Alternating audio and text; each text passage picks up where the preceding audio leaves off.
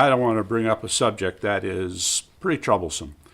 For some it's a little arcane and esoteric and philosophical, but it is serious nonetheless because it forms the foundation for how we communicate with each other, how we evaluate information that's shared with each other. Agnotology. There is psychology, sociology, and then there's agnotology. Professor of history and I think sociology at Stanford named Robert Proctor was the one who coined this term agnotology and actually wrote a book in 2008 in an effort to tar conservatives and Republicans. However, the problem is that when you look at what they're talking about, what's good for the goose is good for the gander here as far as misrepresentation of facts are concerned.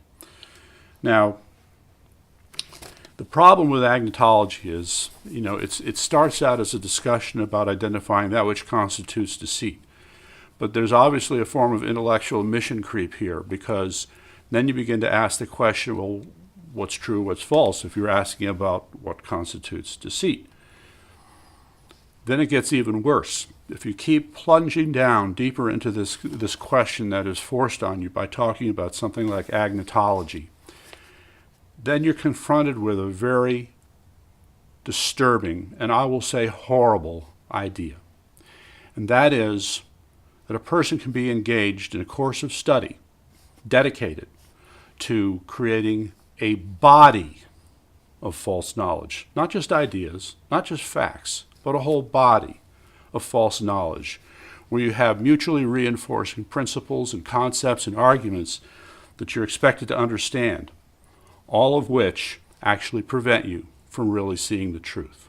But it is clearly an approach that has a strong relationship to any discussion about propaganda, misinformation, disinformation, anything that is used to confuse, thwart, and misinform you, the public.